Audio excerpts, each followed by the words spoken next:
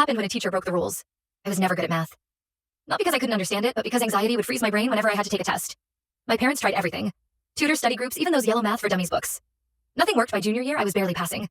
My dream of getting into a decent college was slipping away. All because of one subject I couldn't conquer. That's when Mr. Roberts became our new math teacher. He was different from the start. Instead of diving straight into equations, he spent the first week just talking to us, learning our names, our interests, our strengths and weaknesses. When he got to me, I admitted I struggled with math anxiety. Tests aren't the only way to measure understanding, he said. A month into the semester, we had our first major test. I studied harder than ever, but as soon as the paper landed on my desk, my mind went blank. Formulas I'd memorized disappeared, numbers blurred together. The next day, Mr. Roberts asked me to stay after class. Great, I thought another lecture about applying myself. I noticed something during the test.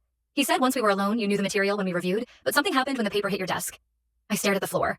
I have test anxiety. I've always had it. He nodded. Look, the school system has one way of measuring learning, but it doesn't work for everyone. I want to try something different with you. He explained his plan. For the rest of the semester, I would take my tests alone in his classroom during lunch. No time limits. But that's not fair to the other kids, I said. Fair doesn't mean everyone gets the same thing, he replied. Fair means everyone gets what they need to succeed. I wasn't convinced it would help, but I agreed to try.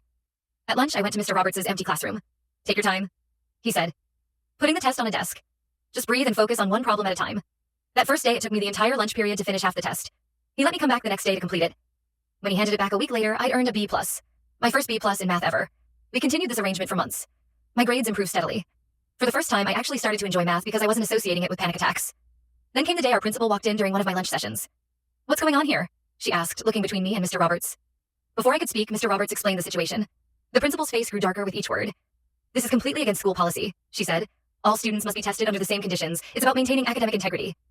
With all due respect, Mr. Roberts replied, if the goal is to measure understanding, why does it matter how we get there? Because rules exist for a reason, she snapped. This stops immediately. After she left, Mr. Roberts looked defeated. I'm sorry, he said. I went back to taking tests with everyone else. My grades plummeted immediately. When progress reports came out, I was failing again. My parents scheduled a meeting with the principal. I sat outside her office, preparing for disappointment. Through the door, I could hear my father's voice rising. You're telling me you stopped an accommodation that was working because of a technicality? I couldn't hear the principal's response, but my mother's voice came next. Our daughter went from failing to a B+ average. If you won't reinstate it, we'll take this to the school board 20 minutes later. They emerged. My father looked angry. My mother determined.